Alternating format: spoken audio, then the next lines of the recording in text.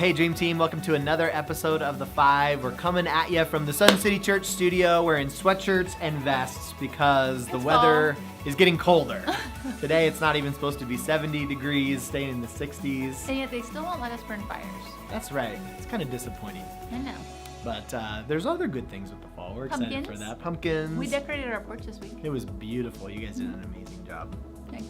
We're excited. We had an amazing Sunday with you this last weekend, kicking off the Problem of God series. Tons of energy, tons of life. It was so much fun. And I'll talk about that at the end of this episode, but wanted to just revisit two more ideas of how to avoid burnout in your life. This has just been a little mini series we've been doing in these videos, and this is our last episode talking about this, but we just have two more thoughts for you that we think are really gonna help you as you maintain virtue and strength in the midst of ministry, life, and everything that you have on your plate. Yeah. So I was thinking about how this has been something that's been very important in my own life, is being able to separate what I do from who I am.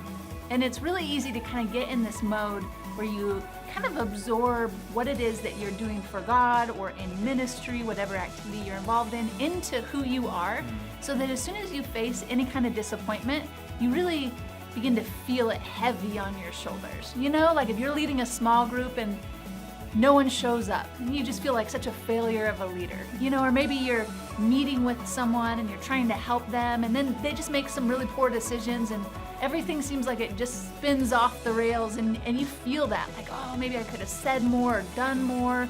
You know, maybe you're involved in ministry at the church and you offer an idea to your team and like, hey, I think we should do this, and everyone else shuts it down, you know, and you feel like I'm just trying to operate in my gift. I'm trying to take ownership and do what God's called me to do. And it's been very important for me to be able to separate, hey, here's what I do and here's who I am, and they're totally different things. Who I am is based on my identity in Christ and really being able to be grounded in His love for me and His excitement for who I am, that's totally based on just my role with Him, not based on what I do. No amount of activity it's gonna please Him or make Him any happier. He just really wants to be in relationship with me, and when I can settle into that place, then I can hold a little bit looser to what I do. And there's gonna be seasons where it feels like everything's popping and everything's great, and there's gonna be seasons where it feels like I'm just trying and trying and trying, and I don't feel like I'm really seeing the success that I want.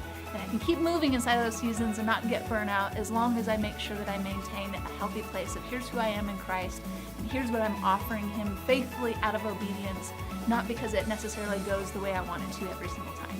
That's so good. Here's the last one that I was thinking about. I think it's easier to stay energized, full of life, full of grace when you stay connected to reaching lost people. Yeah. Like the Sunday that you bring an unchurched friend with you to church is the most fun Sunday that you'll ever have.